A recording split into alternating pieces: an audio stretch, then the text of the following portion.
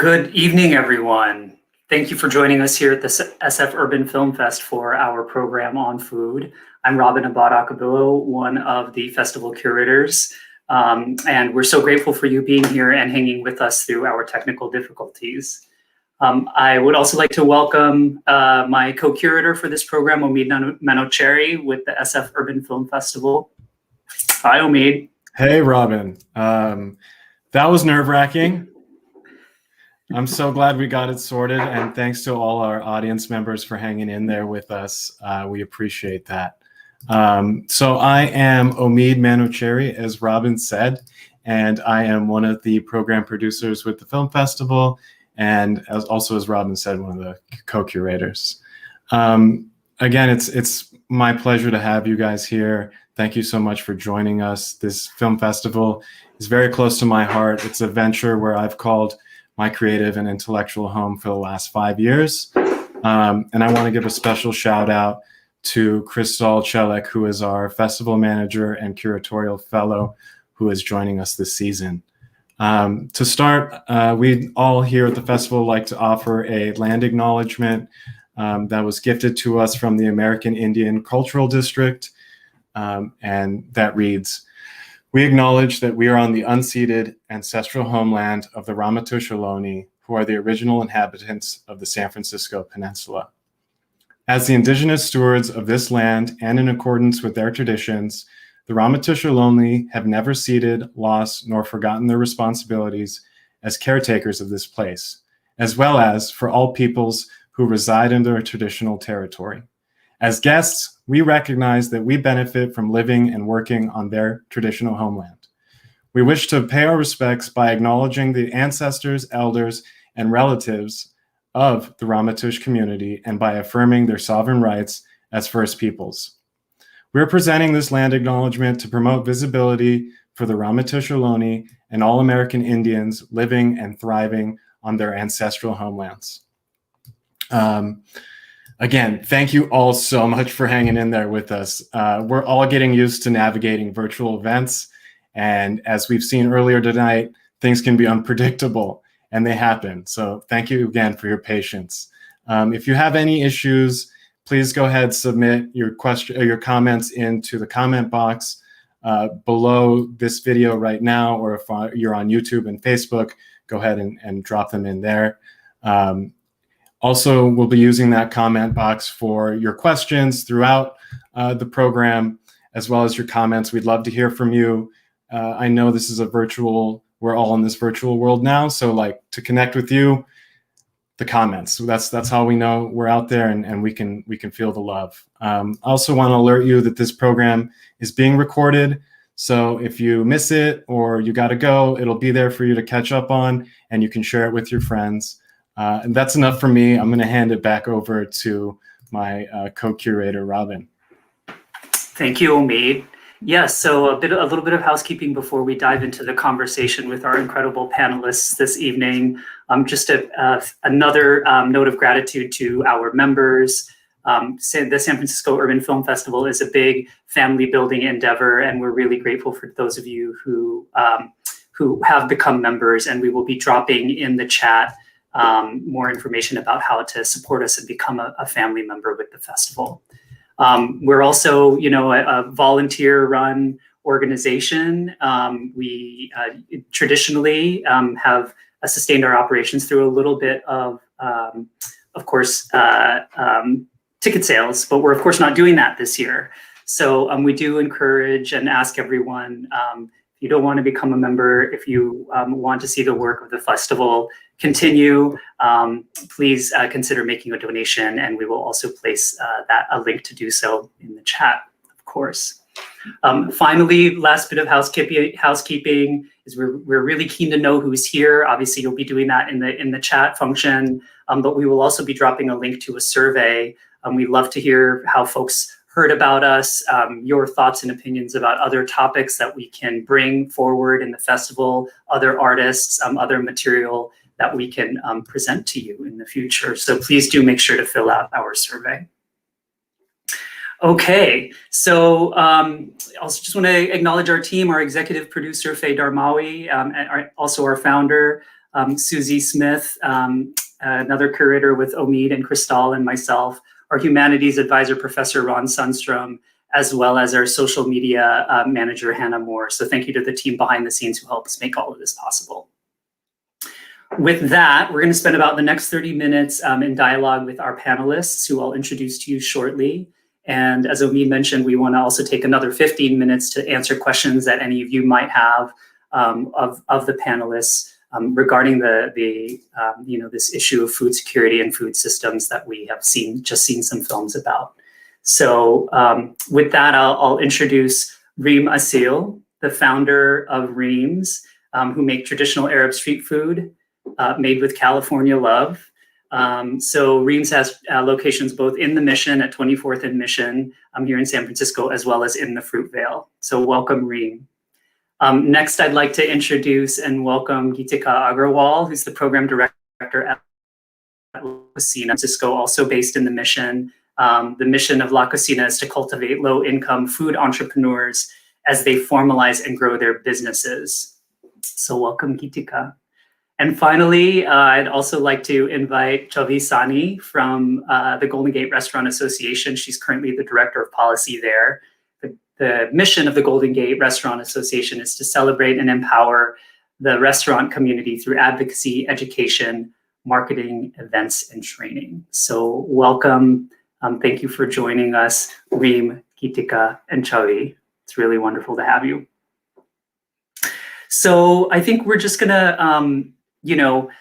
I want to start out with the human stories that are obviously profiled in the film. This global pandemic, as well as the economic crisis that's sort of attending it, has real human impacts, right? And in particular, on our small business entrepreneurs and our restaurateurs. So I might address this actually to Reem starting up. You're a small business entrepreneur, 2 locations in the Bay Area. We know that small business owners are already leaders of their businesses, but also in their communities. But these crises, these twin crises, have really placed a whole extra set of expectations on small business owners and entrepreneurs, right? What is that? In your experience and from your perspective, what does all of these new expectations and responsibilities entail? Well, you went for the heavy question right away. I love it. Yeah, I mean, I think that sort of leading up to the pandemic, I want to say like small businesses, my position as a small business owner, I always sort of joke is like, I'm like middle management between my employees and the system that isn't really built for small businesses. So it's like, in some way we have power, but in a lot of ways we don't. We're kind of like this middle manager. And so the work that we do to kind of sustain the ecosystem around us, those of us who are sort of aware of that ecosystem, particularly me as I think about sort of how do I run a small business based on values of social justice, based on, based on people over profit. Like, how do you do that in these systems that are not really built up to support you to do that? And so I felt like sort of leading up to the pandemic, our Reem's in particular, we were expanding, but we were really expanding for the goal of stabilizing our businesses. And that felt really hard for me as one person to have to position myself to either save everybody's jobs or fail everybody. Like that first week of the pandemic, I literally first that whole week we were fighting tooth and nails, you could see in the video, just to like keep the store open, just to make payroll. And then the next week I was like depressed in bed, thinking I was a failure. And I just think that is the reality of so many small business owners, is that we're expected to do these things that, quite frankly, the government should be doing, right? Our cities should be doing. We are the ones that are responsible for providing these security nets. And I think I forget the original question, but I think to sort of, yeah, echo that they were very unrealistic expectations. I think, for me, I'm the primary breadwinner of my family, and all of a sudden I could neither take care of my workers or myself. And that was really hard. It's like you have to choose between all these things, and it's like, who's going to go down? And it's like, we should never have to be in a position to do that. Yeah, no, that really resonates. I mean, I think, the fact that it's not only you who's impacted, right? You as the business owner and the entrepreneur in your family, but the family of people and the families of the family of people that you employ that are sort of dependent on, this job and this livelihood. So I think that might be a good transition to the next question, in considering that, restaurants are maybe sit near the center of a larger economy, right? A bunch of interconnected supporting services and other sectors. And they're certainly kind of right at the front end of delivering food as a service to the public. And maybe you want to address this to Chhavi at the Golden Gate Restaurant Association. There are clearly, food systems are comprised of many human beings working in many different parts of supply chain, distribution, it's as well as service staff and folks preparing food, in restaurants themselves. And so I just thought you could offer some insight on kind of how the scope, what the scope of impact is in terms of, the larger food sector and all of the other components of it, in addition to those in our restaurant industry. Yeah, happy to.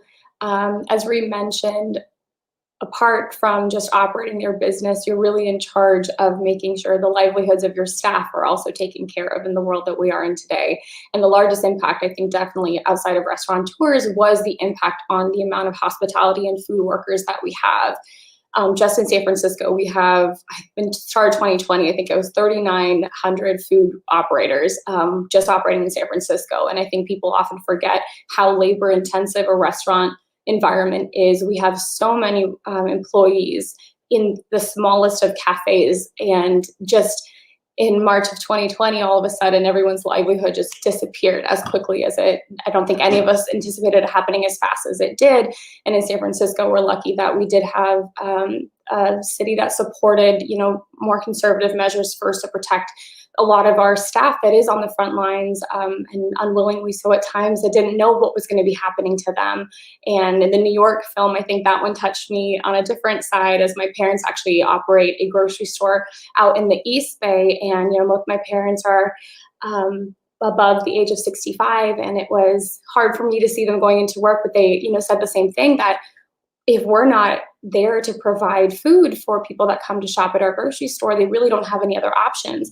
Now, the restaurants had closed. We saw distributors, all of a sudden, their orders were just disappearing because of the amount of restaurants that shut down. The hospitality industry as a whole, and tourism, tying to hotels, conferences, so many things that drive people. All of a sudden, we had so much excess product that we just didn't have systems in place to be able to get them to people. And so much of the goods were perishable. We had people from the Midwest reaching out to donate cheese and steak and incredible products that all of us would be so lucky to be able to enjoy, but the systems just weren't there. And I think seeing those kind of cracks in all the distribution pieces and where we could store food and how we could just get it to the people that needed it the most became really apparent as we all just managed COVID. And I think with the shutdowns that came over and over again, and the just unknowingness of what was going to be coming in the future, also made that just the anxiety that was just set was very apparent. And we're still working through so much of that, especially around just access to food resources. Yeah, I mean, it's really evident, both COVID as well as the economic crisis that has accompanied it have really laid bare the fragility of many of our systems, not just food systems, but social service, and have even felt like democracy itself, is the institutions of democracy are really tenuous. But I wonder, and maybe I'll address this next question to Geetika, but I'm really interested in all of your thoughts on this about what we might do given, the kind of gaps or weaknesses that we see in our food distribution systems impacting all of these issues that we were talking about, food justice and so forth. What could we do, or should we be looking to do to make these systems more resilient to future stresses, hopefully not as extreme as a global pandemic and a global financial kind of meltdown, but what are some things that we might undertake either at the local level or at other levels of community and government? Reem was not joking when you start out with the big ones. I guess for me, what I can ground, there's like a really big question in there, right? About how do we approach this pandemic? Do we approach this pandemic? And I think this has been the ongoing tension between grassroots, small business developers is like, is this pandemic a pause caused by a health crisis, or are we really going to use this as an opportunity to move somewhere new, right? Like the Arundhati Roy's essay, "The Pandemic is a Portal." Like, are we going to actually take that invitation and walk through it to somewhere new or not? But I think to step back and think about resiliency for us at La Cocina, the way we responded within the scope of what we can do as an organization, supporting, still a relatively smaller nonprofit, supporting food entrepreneurs with really low cash reserve, was to focus on resiliency around running an emergency relief fund, which we ran from March to the end of December, and distributed about $14,000 per entrepreneur in our program. And those funds went directly, our entrepreneurs used those funds to cover basic expenses, rent, food on their table, so that they could then shovel whatever they were able to make from the business towards their employees, which is basically like the beginning of a pilot and a conversation about universal basic income, which now we're starting to have at a global level. I think that that's real, right? Like, when people don't have a lot of money to make or to sit on during an emergency, and that then becomes a cultural norm, which, let's be frank, even before the pandemic, we were having this conversation about how sustainable most jobs were, and then suddenly those unsustainable incomes had disappeared. So there's, I think, something to unpack and expand there. One thing that I think is really interesting is that over that $1 million that we raised for that fund, about 50% of that actually came from social media campaigns, from individuals. And I think that is something I find myself thinking about a lot is, yes, there's so much our institutions can do more of, but there was a lot of ways that consumers really tried to show up the best way they could. The consumers with spending power, you just can't spend yourself out of a pandemic and you can't spend your way out of income inequality. That is a structural, racist, intentional action that has been enforced over generations. So but there are interventions. Now, do we want to talk about them? We could talk about them.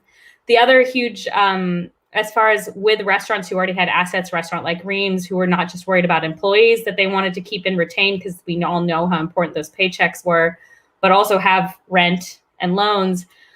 We both worked to try to ask for loan forgiveness, and then actually had paired all of our restaurateurs with pro bono attorneys to ask for rent payment. And I think in a world that actually celebrated interdependence and the mutual value we all bring to each other, I wish we didn't need to feel like we need corporate lawyers there to have this conversation about how can you support me when the entire economy is shut down for months so that we don't all get so sick that we make everybody die. Like, that was what we were doing. Reem can also add, that has been, I'm both glad that we were able to support our entrepreneurs, but I think for me personally, that has been sort of one of the most disappointing. I've always known there's so much that we accept in the landlord-tenant relationship is okay, but I was so disappointed by how quickly the humanness disappeared. Like, as if in March, there was a little semblance of this shared we're together.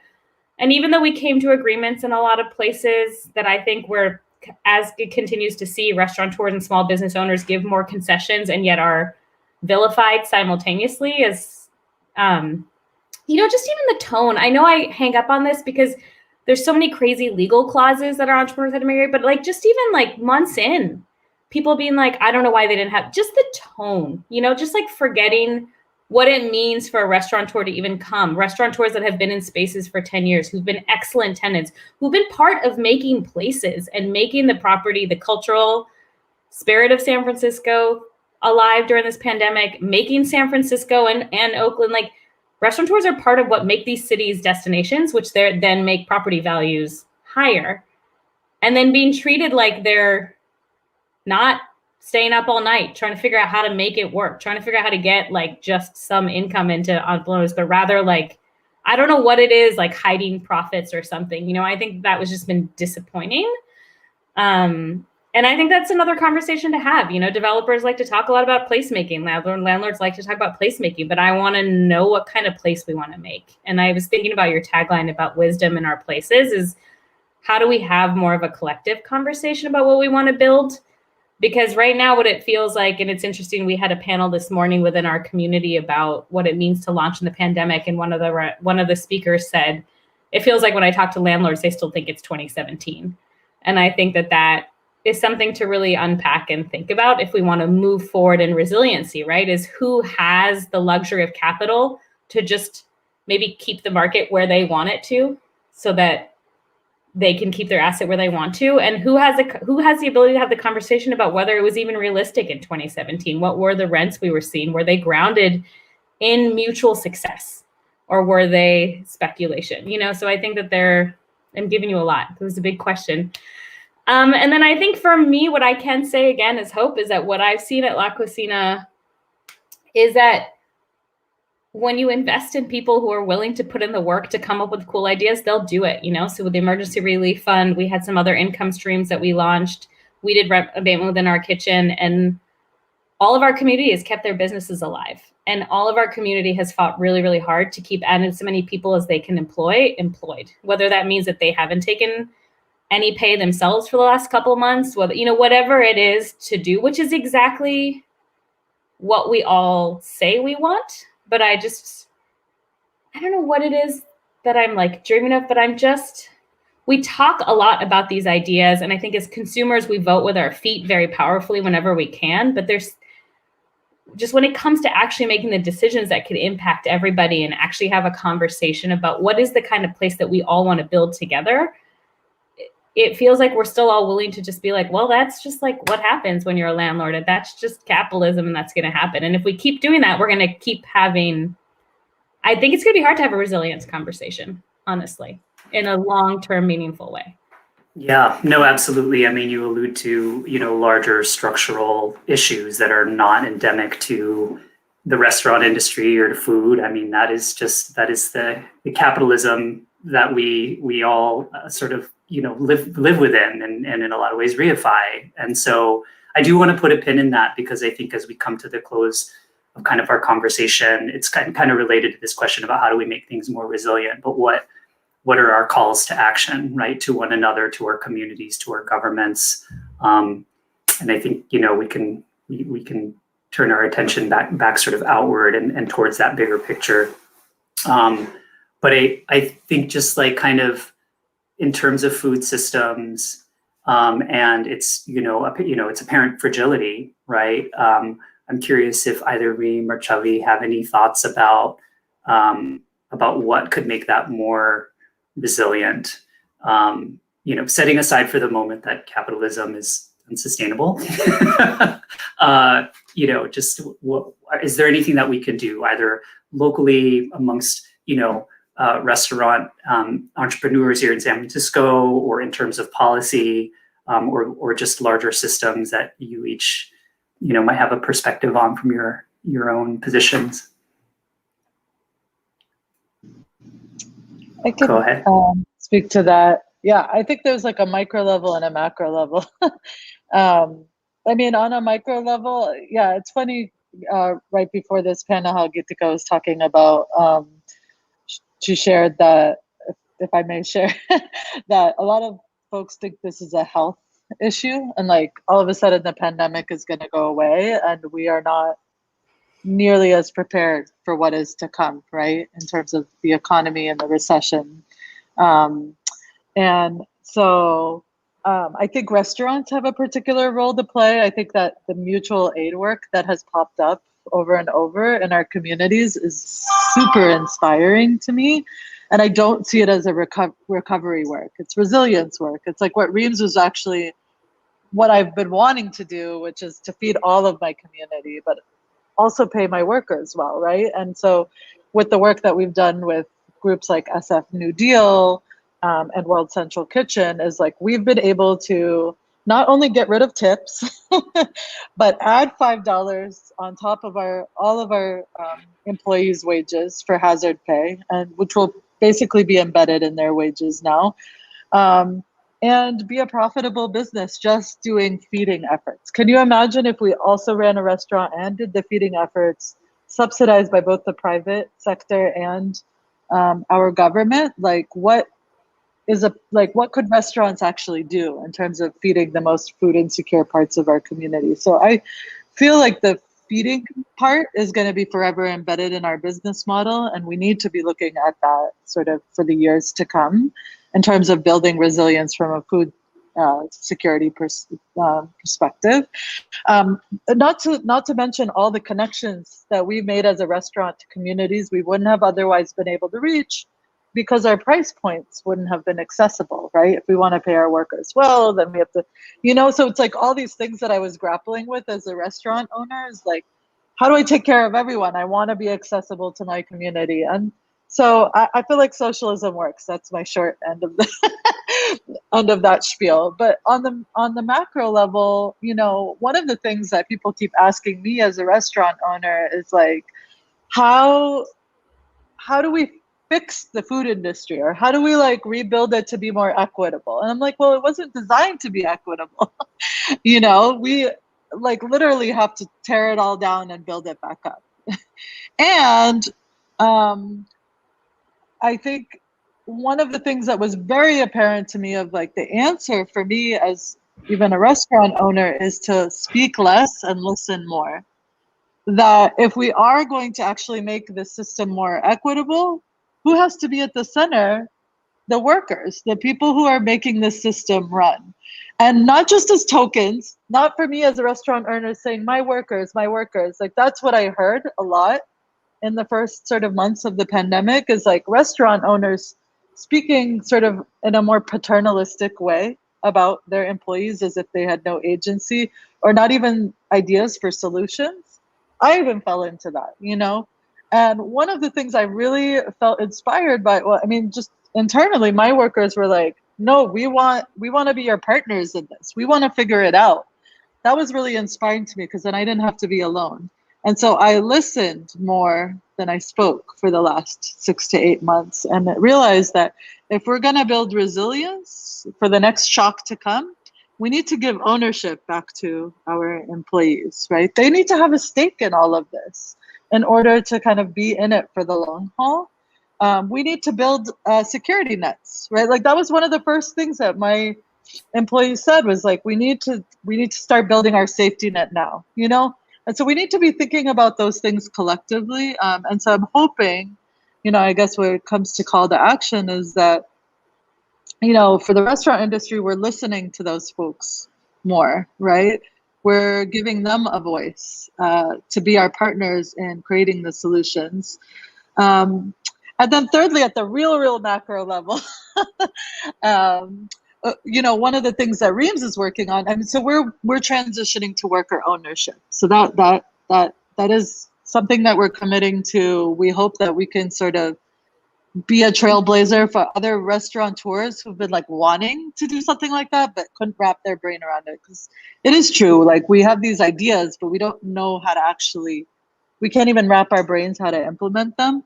But one of the things that we really want to do, and it's funny because we essentially, I say that like if we're going to organize from the ground up, most of BIPOC folks are in the food system.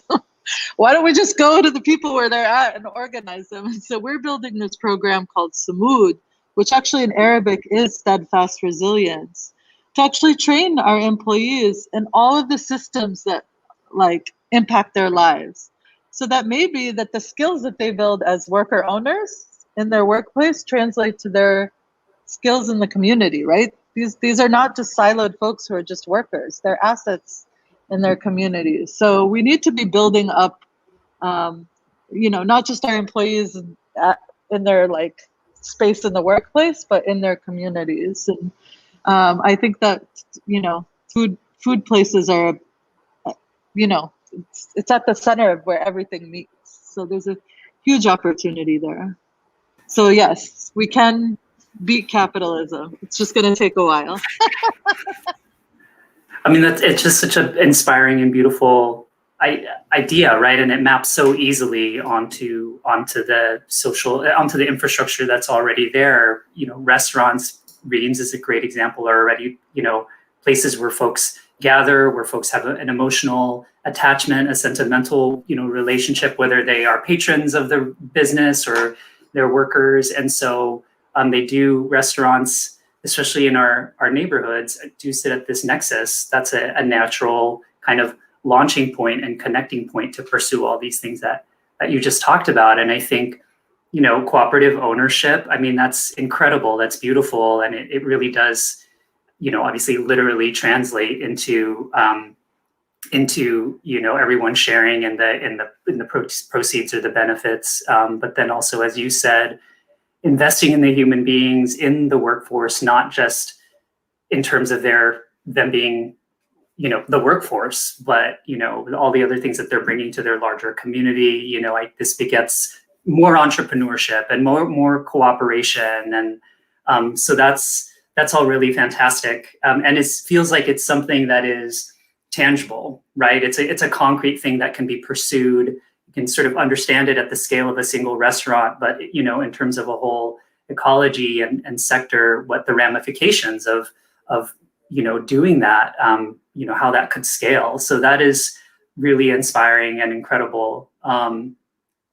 And I guess maybe to Chhavi, who's our kind of policy person in the room, who's working on advocacy, at local level, at state level, with other restaurant associations. I'm curious if you have any thoughts on this, the prompt, how can we make our fragile food systems more resilient than they are? Yeah, in the same way that, Reem calls upon listening, that she's been taking time to listen, I'm asking all of our government officials to do the exact same thing and listen to what the business community, and specifically in the world that we are in, restaurants, listen to what's actually demanded by the restaurants that are there. I've always said that restaurants kind of work as the anchor in a neighborhood, anchor in a community. We see people go there as a communal place to gather with friends, share a cup of coffee, gather for someone's birthday. It always has kind of a momentous moment, but also just the normal day-to-day that you want to grab the bagel on your way to work. And as we lose these kind of core parts of our community, it really impacts on such a way that the entire neighborhood feels it. And so for our government officials, we've been asking for more flexibility in allowing what we've been able to do in the past. So there, especially here in San Francisco, there are a lot of restrictions as it comes to what you can do in your space, what type of business, even when it comes to food, what type of food, like not the food cuisine, but the types of service that you're allowed to do, the hours you're allowed to be open, how much you can do. Obviously now we're so thankful to have the shared spaces program that was able to be turned on so quickly in a time that it was so necessary. But also when you think about equity in that same vein, not a lot of people had the resources at the time to compete with really beautiful build outs that were happening. And so how do we maintain that?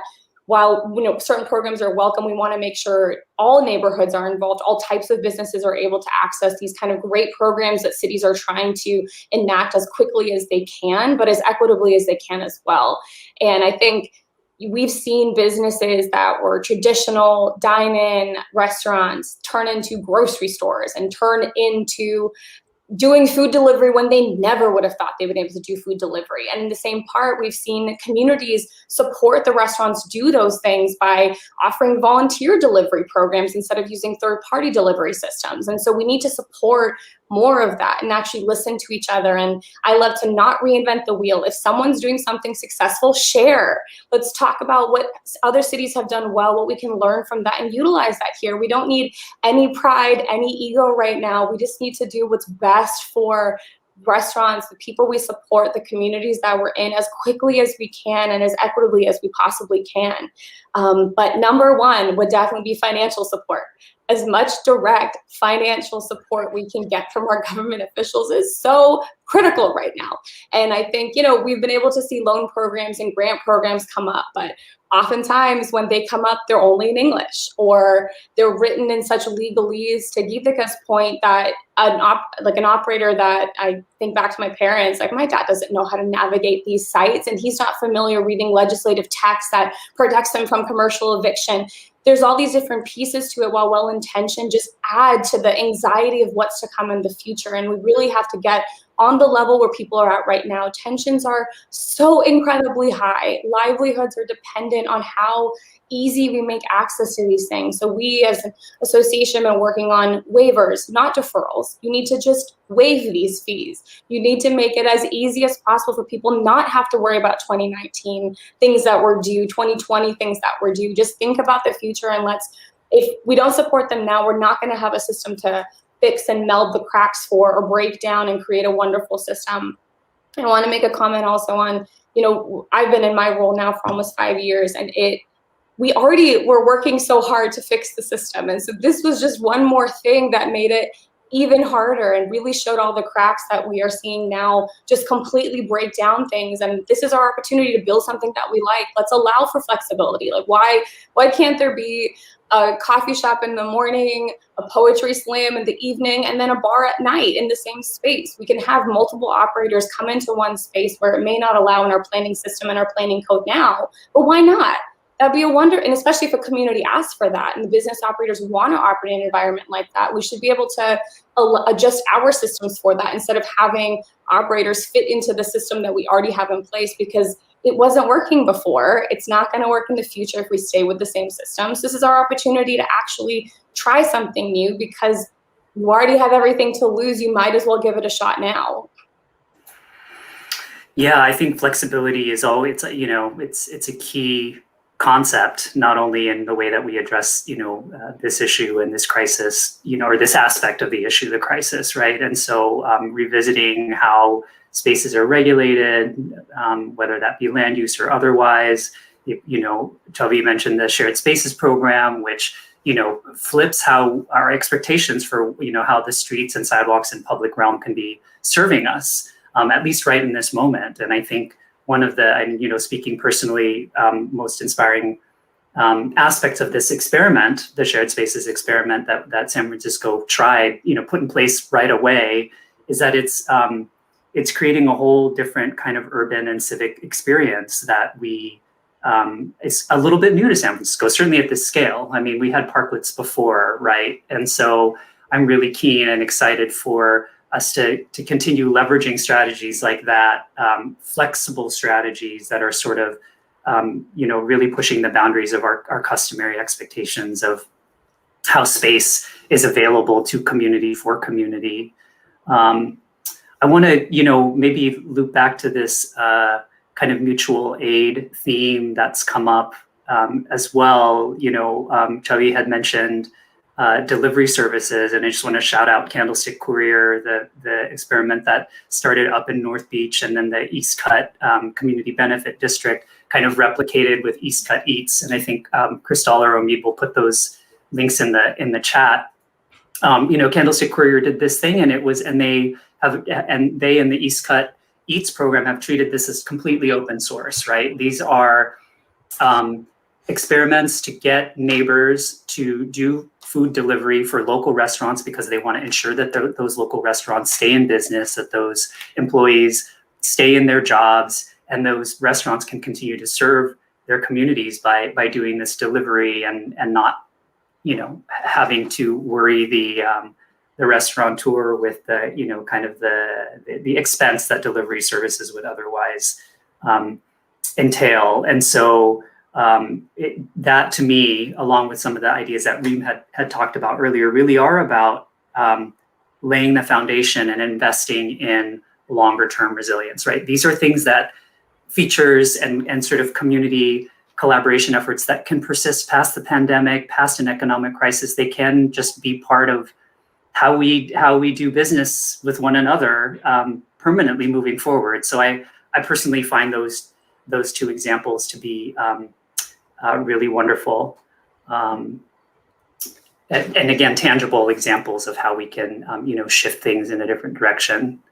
We're definitely getting some questions in from our audience, which I want to get to. And maybe before we do that, just one or two other questions for the panel. For Geetika, we had talked a little bit about, you had referred a little bit to kind of what it's like or what it's been like to sort of work with landowners, right, property owners, in helping folks to kind of survive. And I'm curious if they're, what is your take on the role of landlords in this current environment, and what they could and should be doing, in specific terms?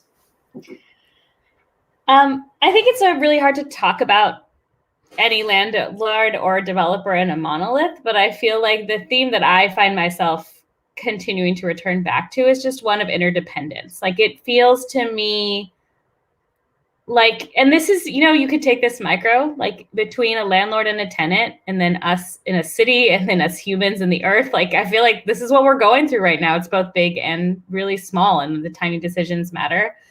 But I think that to me is like the biggest shift, is how can we shift that power to recognize and make that just that interdependence, that like a strong tenant brings a ton of value to a landlord, and a good landlord, that was the thing that I noticed. How many of our entrepreneurs had no interest in leaving their spaces? They care about the space. It's your home. Honestly, I think for a lot of our entrepreneurs, it's maybe the only home you're ever going to get to build out. I mean, for most of us, maybe one day I'll own a house, but I don't expect to get to build it out. So like, restaurants are these places that are incredibly personal, right? Even if it's a back end kitchen, these are very personal spaces that you make. And so a great landlord can be in partnership, and together landlords and tenants can be creating spaces that make us love the cities we live in, which make us love the lives we live. Like Chhavi said, it's, as much about where you have a birthday drink as it is where you go and get your coffee on your way to work. Like, that is what makes our lives special. And I think that to me is where it's hard right now. It just feels like I would have expected more people to be on the same page, and maybe we can get there, but there are a lot of open questions right now, right? Is this a health crisis, and then the economy is going to continue to go where it was pre-pandemic? Or is this an economic reset? And then in neighborhoods, another interesting point that somebody else in this conversation I was in this morning made was that depending on where landlords are, they're behaving differently. So residential, like landlords in residential neighborhoods, which are starting to emerge as potentially, I've always been biased towards them, but they're like maybe more resilient because they're not as tourist and worker dependent, and might be better access for delivery as we move forward into where people's eating habits are transforming towards, might have more of an ability to sit on an asset versus an institutional landlord who could maybe get creative and have more assets because they have a national portfolio, but then they might be more short-term because long-term they want to make sure that their money is going back up to market rate. So I guess that's why it's hard for me to answer it in a monolith, but I feel like what I do see is that everybody has room to be flexible. And I think we could get back to building much cooler places where more people are prospering if we can recognize that interdependence in these, which to me doesn't feel, because then I think everybody could come to the table being like, this is what I actually could be flexible on, rather than being like, no, but I kind of just want to wait and see if maybe the market goes back to 2018 and I don't want to be duped, or, I feel like there's still a little bit of this withholding or wanting to, like, sometimes it almost feels to me like trying to keep the market, like how airlines used to collude on prices, like just keep the market up here. And like, maybe if we wait long enough, it'll get back up there. But what we're going to lose in that is like a ton of cool creative ideas. And like, we're going to miss out on all of the amazing entrepreneurs that exist in San Francisco. Like all of the ones that I've always got in like the 8 years I've been at La Cocina, the amount of food and ideas I've been able to be exposed to. And then, I just think we just keep seeing that in this pandemic, like chefs that are out of work, do other cool stuff. Like we have a chance to build a really vibrant place, or we can all, I don't know. I just think that's kind of, to me, at the heart of it. Interdependence, I think, is a definite theme, and applies to everyone. the invitation to embrace that, I think, is there for all, especially those who own and control land resources. Okay, so maybe just moving on to some of the question. I wanted to get into something else, but the questions coming in from the audience are so great. We should just skip straight to those. So there's a question here from Kendra. Thank you, Kendra, about those folks who are operating food trucks and sort of vending food in a mobile fashion, right? These aren't brick and mortar folks. Maybe they're operating out of a commissary kitchen or more kind of more informal situation, and they're also part of the system that obviously distributes and delivers food, and upon livelihoods are dependent. And so just curious from the panel about how we think about and integrate and support folks in that part of the sector, recognizing as well that a couple of years ago our state Congress passed some legislation sort of refining how we can and regulate around folks who are vending in this fashion, and there's obviously an equity component here, and then also also relates to the themes of kind of flexibility, right, and sort of diversity of means that we've been talking about. So I'll just open that up to anyone who wants to take a first crack at it. I can take one crack at it since I get to think about all kinds of food businesses in my job. I think we talked about some of it. Food trucks, I think for a long time have had a hard time in the city because we're not as flexible as we could be. And so we've sort of been reliant on third-party operators, and it's hard to build an audience. I don't know if you guys, there was one restaurant. There were a couple of restaurants actually in the early parts of the pandemic when everything was really shut down. I live near 18th and Dolores, so I feel like I get to see a lot of experiments because it's a popular place to try experiments. But there were a couple of fancier restaurants that tried to launch food trucks where they were like sharing the food truck asset.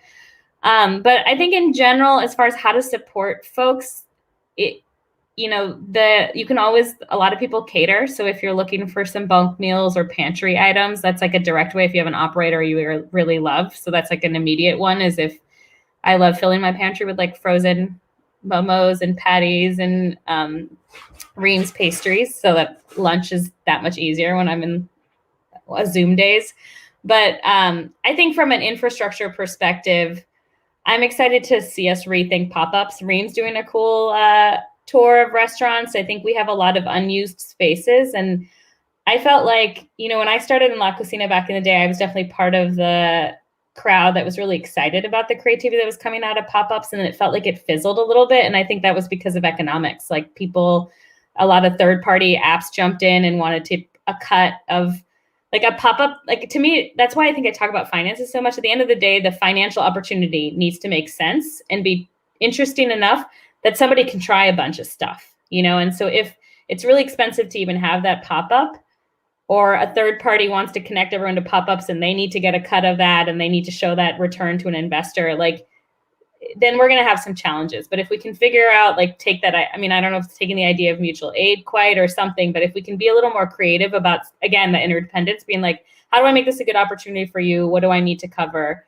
So that a bunch of different people can start trying stuff. I think that could be really neat. We have a lot of underutilized kitchens right now, and a lot of people that need food, and then a lot of other people that just want food in interesting ways. That's like my main thought. But I'm curious what the rest of you have to say.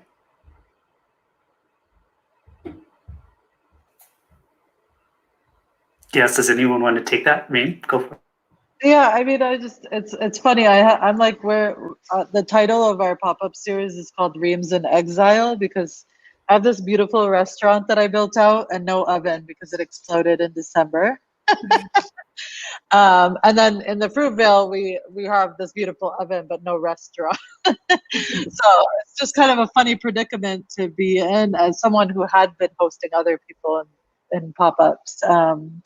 But I guess, yeah, I think the things that I look to as a consumer is like, what are other things that people are doing? I think the pantry is good one. We have a meal kit program. I think a lot of restaurants are experimenting with that. And so, looking for a way to like be a subscriber, so to speak, just make it part of your routine. I know those are like the simple individual acts, but they matter a lot, because not only are we like, it's revenue for us, but it's also staying connected to our community in this new virtual sort of reality until we have a physical space for people to come back to. So just being in our realm, even if virtually, I think that is a big thing for people in the hospitality industry. Again, I can speak quickly to just not just to food trucks, but just general consumer call to actions and kind of best behaviors, things like that. Have some grace and some patience with business operators as they're trying to figure it out. If you find it frustrating that you can't figure out what the latest health directive is or what you're supposed to do, the business operator, the staff, everyone is also feeling the exact same thing. If you can, support directly, whether it's calling in your order on the actual restaurant's phone number, not something you Googled and you think is their phone number, actually make sure it's the restaurant's real number. Go to their website, find it. If they don't have a website, see if they're on social media. And someone said, I think I might have been you, we can't spend our way out of this. Consumers, while I really think can help shape the narrative and what we want to see come from this, it's not going to be an end all. Like, I can't buy enough pastries from Reem to make sure that she stays in business as much as I want to. It really is this collective idea of support for the industry and what you really want to see, whether it's a local food truck, whether it's that sushi bar that you haven't got a chance to go to, whether that's the food purveyor at your local farmer's market. Keep supporting them in the smallest ways you can. If it is getting that pastry once a week, or if it's just sharing their Instagram post that costs you nothing, save them, like them, share with your friends. If you're going, to see your small social pod, bring something from there. Just be really conscious about the decisions that you are making and the best ability that you're able to with the resources that you have accessible. And yeah, just be kind while you're out there, because it is rough for all of us. Just to have some grace in that. Yeah, no, really, I think beautiful call to action for folks, in particular patrons, right, and folks who are coming to access food service. It's like earlier, this panel started with a question to Reem about like, oh, what are all the new responsibilities you've now, taken on? It's interpreting health directives and enforcing distancing directives. I mean, there's so much, and so I think this might be a good place for us to close. We do have other questions, but we are coming up on time. Maybe just a last kind of thoughts from folks about, the call to action. Chhavi just kind of put that out there for folks in, living in neighborhoods and how they can show up for their, their local restaurants and how they do show up at those local restaurants. Any thoughts from anyone else on, call to action for other restaurant owners, perhaps, or to policymakers and to government? What are some of the most urgent things that we feel like we can pursue together to make this system more resilient? And I can keep talking because I just was. I think it's really important also from the patron side or the general public. I would say pay attention to what your lawmakers are doing. Pay attention, make sure that they are supporting the same ideals and the same thoughts that you want to see come through. I know that sometimes those meetings are very boring and very long, and it feels kind of arduous to keep doing it, but it's so important that we have as many voices heard from the public on what they want to see their communities look like. And I'll say the same for if there's any restaurateurs watching this right now, be vulnerable and share your stories. Oftentimes, our officials think that they have their best interests and they're really trying to do the best they can, but oftentimes it's spread out for the majority of people or the majority of the voices that they're hearing and the majority of the stories that they're hearing. So make sure that your voice is also heard. And, we do have to put your egos aside. Everyone is suffering right now and they have to hear how terrible it really is at times. And it can be really hard to say that when you've spent years trying to build something wonderful, build community, build a wonderful business for yourself and a family for your staff and everyone that you're working with, but be vulnerable and talk about it and talk about what you want and don't be afraid to voice your opinions on things that people will hear. People are listening. This is the one time that we've been able to get the ear of so many different government officials, organizations. So make your voice heard. I can add, I guess, I feel like, I like what Chhavi, you were saying about just paying attention. So I guess if you're like feeling like you want to do something like the big stuff, I do think paying attention to what's going on, trying to engage and thinking about what you want this city to be and where you want to go. Some of it's not going to always be fun and sexy, but I think making those calls to action, giving voice to people who are asking for those. I think if you're somebody who gets a lot of airtime, making space for voices in restaurants that maybe aren't getting as much airtime. And then I think at a small level, I also get it. Like, we're all so tired. It's hard. Like, you're probably also, like, whoever you are, whether you're a restaurant owner or just a person listening, you're probably also trying to school a child and just get through tomorrow. I think that, like, on a small level, I like Chhavi's reminder about just being kind. Like, so many restaurateurs I talked about said how, like, they made no money in outdoor dining, but it meant everything to their staff to see people eat their food again. So maybe just remembering that is sometimes taking the time to go pick up your food, or like sometimes I just call people after I don't do delivery that often, but I just call them and say, like, the food was great and it made me happy. And like, once this woman like held up the phone and was like, "Can you say it again for my whole staff to hear?" Because like a lot of people, it's like sort of like you're just kind of producing out right now. So I feel like if you don't have time for the big stuff, I totally get it. But just remember that there's a bunch of humans making food. Yeah, I know we're coming up on time. I think the one thing that I would add to this, I think if there was any blessing that we got, this is the ongoing theme, no matter what industry, and is that we got time. We got time that we weren't afforded before, right? To reimagine, to unlearn, maybe, to challenge our assumptions on things, and to actually act. And if there's one thing that I'm scared of is, everybody going back to the normal or the new normal or whatever that was. It's like, things were not normal leading up to this pandemic. So, just hoping for the lack of a better word, normalizing this new normal. I just hope that we don't go back to the thing, that we continue to sort of stay vigilant, to stay on it, because I think that we really built momentum and sort of shaping something new. So that's, just continuing to challenge our own assumptions. And for patrons, just like on the restaurant level, we need to challenge our own assumptions of what restaurants are and what's sustainable for those restaurants themselves. We're not going to be the same coming out of this. And I think that that's okay, And, communities have been doing this for centuries. Like, we've survived pandemics before, we will adjust. So, yeah. Thank you. Well, I think that's a really good place to bring it to a close for this evening.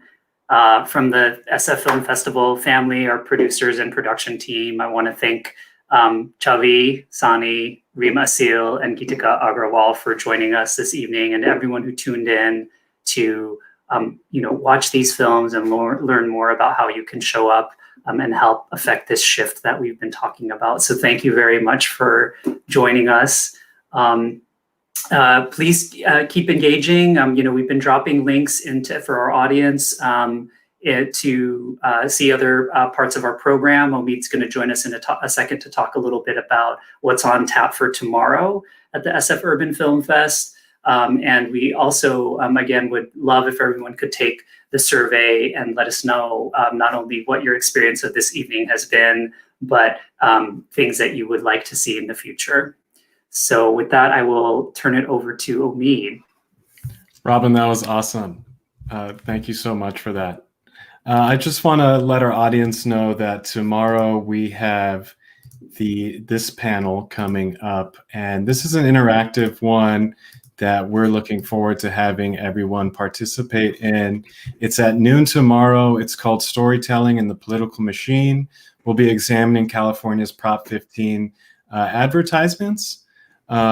If you voted in California this last year, then more likely than not you saw one of these ads. So we will have a producer director with us, as well as a strategic communications consultant, kind of breaking down both the yes side and the no side, and how they worked, and what did and what didn't work. But from all of us here at the SF Urban Film Fest, thank you so much for joining us, and we will see you later on this week.